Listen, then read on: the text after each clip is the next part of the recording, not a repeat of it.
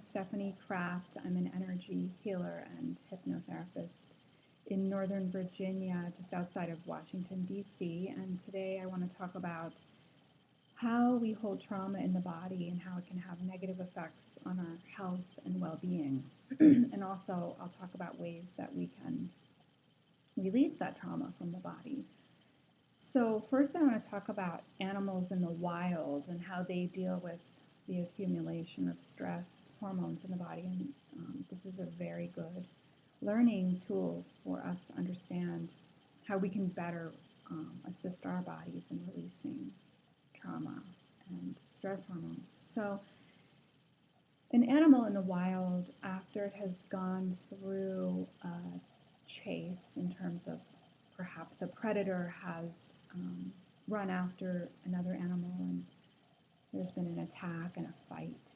If the animal has survived this attack, it will run off into the distance a bit to get into a safer place and will begin jumping and shaking. Their body will literally shake until all of the stress hormones that were built up in the body as a result of the fight or flight response or the stress response because of the attack, the animal will shake and tremble and jump around until those stress hormones have run their course through the animal's bloodstream and body, nervous system, muscles. And if the animal does not go through this shaking episode, the animal will die as a result of the built-up stress hormones in the body. I've also heard stories of somebody that I know worked at a facility for disturbed teenagers, and there were times when they would have to strap the child down during an episode or an attack, and in order to restrain the teenager. And because of the fighting going on within the teenager's body and stress that built up from this experience, they were finding that these teenagers would die the next day after such an event. And then they understood that this correlated to the buildup of stress hormones from that incident. So we can see that stress hormones have a negative effect on the body, very detrimental to the health. And in order to demonstrate what happens or how a stressor or an event can be trapped in the cellular memory of the body, in the tissues, in the entire body, I'm going to share a personal story of mine that happened. When I was in my 20s, I was woken up in the middle of the night with somebody yelling that there was a fire. And I was woken up in a startled manner to find that I was on a second floor apartment and the fire was underneath me. And by opening the windows on each side of the apartment, I found that there was black smoke coming into the windows, and I immediately had to close those as I couldn't breathe. And I realized that the fire, as I said, was directly below me, and at that time I believed that I was going to die. And to make a long story short, I did find a way out. It was a very stressful and somewhat complicated escape, and I also had to go back in and save another person. During my escape, my entire body was shaking, trembling. I could barely walk down the stairs because my legs were shaking so much. When I finally reached the street and realized that I was alive and safe and I was not going to die, I suppose I went into shock because my body stopped shaking at that time. And, I think I used my mind to rationalize myself, to calm down. I'm safe, I didn't die, and I don't remember shaking beyond that point. So fast forward about 22 years later, and I was in a master hypnotherapy training, and we were practicing on each other. And I asked my fellow hypnotherapist to take me to the origin of some left ear pain that I had been having. And I told her, I've had this pain for maybe 15 or 20 years. I really don't know how long, and I don't know how it started, and I don't know why I have it. So under hypnosis, she guided me to the originating event. And before I got to the event, didn't know where I was going, I already had the emotional feelings, anxiety, fear, showing up at an emotional level, um, and not even knowing where I was headed under hypnosis. So I was receiving, or reliving, I should say, my emotional state.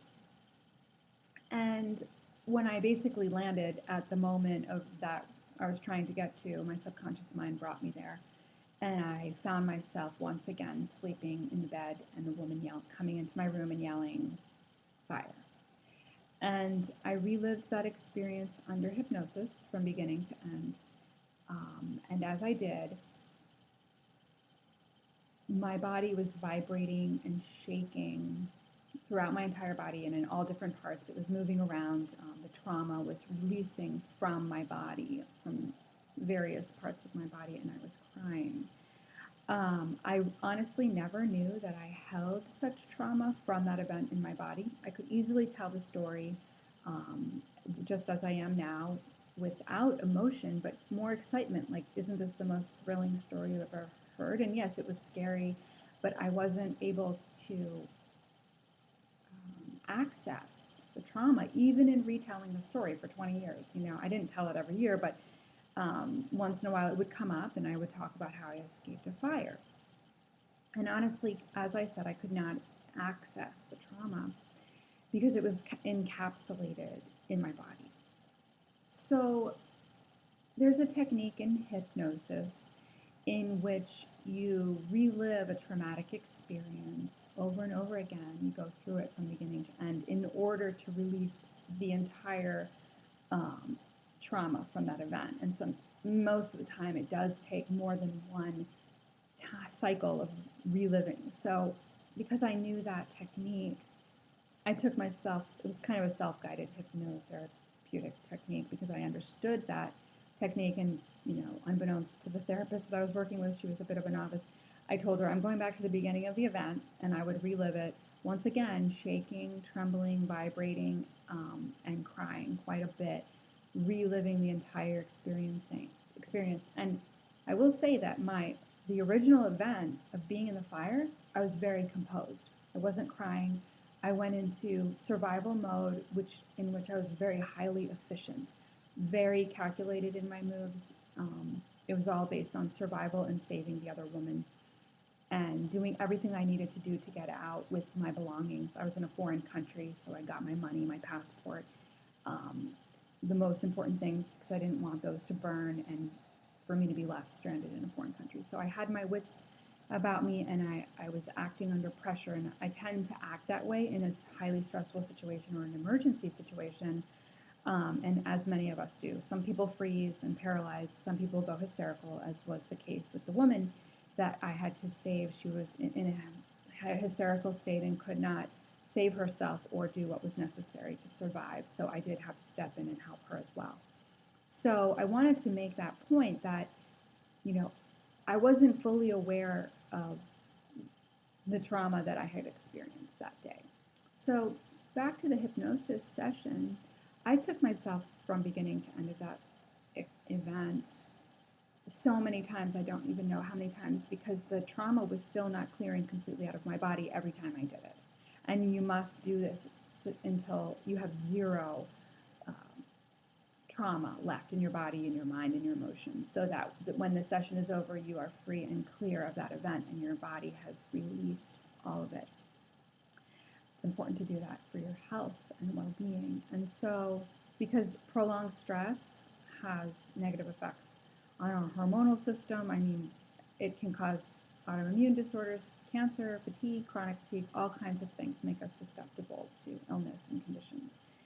And so the session ended at a certain point when time was basically up, and I still hadn't fully released all of my trauma. So that was kind of an interesting thing, because I could still feel it in parts of my body. you can feel the accumulation in the body, whether it's shaking or vibrating, or whether you can just feel stress, tension, pressure build up in that area. It becomes very visceral. And so this is called somato-emotional release. Somato or somatic refers to the body, and we hold our emotions in the body. So undergoing somatic or somato-emotional releasing this way, you're releasing trauma from the body or emotions from the body. And there are many ways, therapeutic ways to do this, and I'm specifically talking right now about hypnosis because that was my experience, but I will go into some of the other ways. So, like I said, the session ended, but I still felt some of it. So I was a bit disturbed that I didn't get to release all of it, but I just asked for my body to keep releasing it after the session as I went to bed at night, and actually woke up vibrating in my jaw, in my head, in my legs, in certain places where the trauma was still releasing. Now, I don't know if that would happen for anybody else if they asked their body to continue releasing, but I'm somewhat atypical as a sensitive healer, and I can process things through my body because I need to, because of the work that I do with so many clients. Anyway, it did work for me to continue releasing it, and it's just to point out how our body does end up releasing trauma. And that is by shaking, vibrating itself. And there are other ways that I do it as a healer, such as tapping, rocking, and shaking my clients when I'm doing hypnotherapy or energy healing sessions, because I have my clients bring up the feelings in their body where they're located, and when we're either doing a healing session or a hypnotherapy session, I ask them to feel where they feel the specific emotion in their body, and then we work in multiple ways to get it out. I also use sound healing to draw the emotions out and to balance and harmonize the energies of the body.